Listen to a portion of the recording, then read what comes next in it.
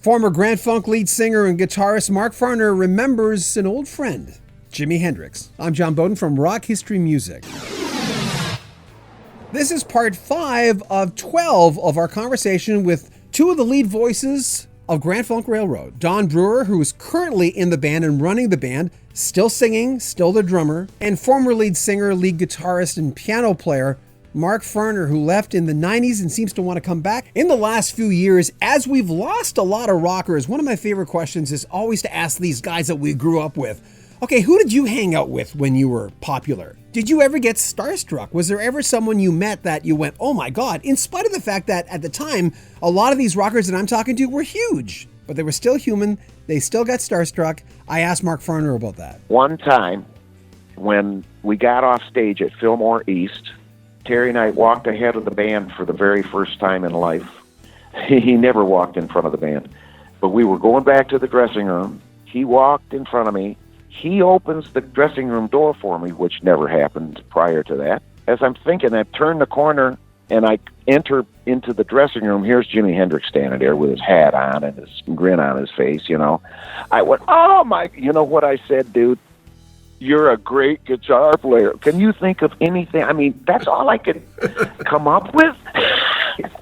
But I was starstruck, and he just, he had a little giggle and then give me a hug, you know, and my wet-ass body, because I just come off stage.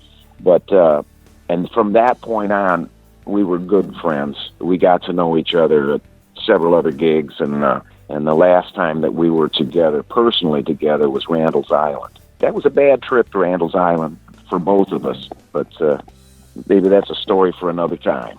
We've lost a lot of rock stars in the last little while. Is there any particular passing that really affected you? Yeah, Jimmy. It's the only one, really, but it really hit me. It's kind of like when John Kennedy died. It hit me in that way, that there was a sincere soul on the planet that was taken, you know, ahead of its time. With Jimmy, his life went ahead of his time. It was like it was taken from us, you know.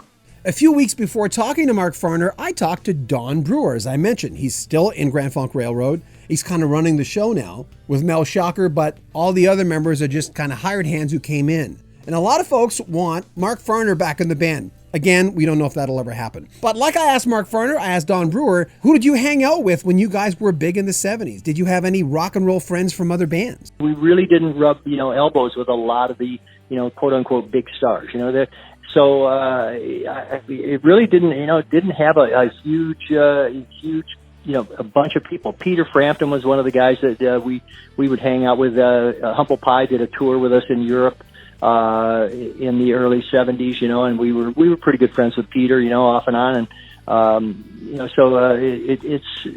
that was really really it. We kind of stayed to ourselves. Everyone reacts to fame in a different way. A few years ago, I was invited to a rock star's house for a big party. Halfway through, a friend of mine whispers in my ear, he says, you got to go upstairs, check out underneath the sink in the bathroom. And I went, I'm not doing that. That's one of those icky things. I'm not one of those guys that goes to a party and checks out the medicine cabinet. I've never done that in my life, and it makes me feel really uncomfortable.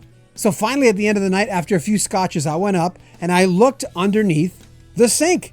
And there were his gold and or platinum albums stacked up one on top of the other. That's how this guy reacted to fame. No, I'm not going to tell you who it was. But trust me, you've heard of this guy. And I thought, well, he doesn't like to show off, or he doesn't feel like he deserves them, or he doesn't want anyone to steal them. I don't know. My impression is always, if I was a rock star, I'd have my Grammys and everything all over the place so the second people walked in, they'd be there.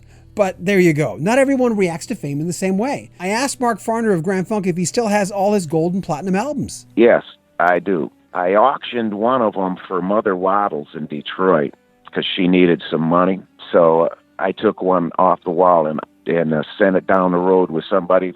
But it brought a lot of meals to the streets of Detroit, and it brought me a lot of joy just, being able to do that. And the people that love me would love to know that at least that trophy went for a good cause. When it's all said and done, we all got a bite of food. We will have more of our conversation with both Don Brewer and Mark Farner of Grand Funk fame coming up next week. Remember, if you want to volunteer for Rock History Music, if you want to do research for us or else write stories, or even be a guest on this program, let us know in the comments of this video and we'll contact you. Also, thanks to everyone who's buying our t-shirts and our sweatshirts and our mugs. We appreciate that. It helps support this channel and it helps us to buy better equipment. We're expanding a lot in the next few months. There'll be links in the description of this video where you can buy all that stuff. I'm John Bowden. Make sure you comment on our videos, subscribe to our channel, please subscribe, and comment on them as well. We always read the comments. This is Rock History Music.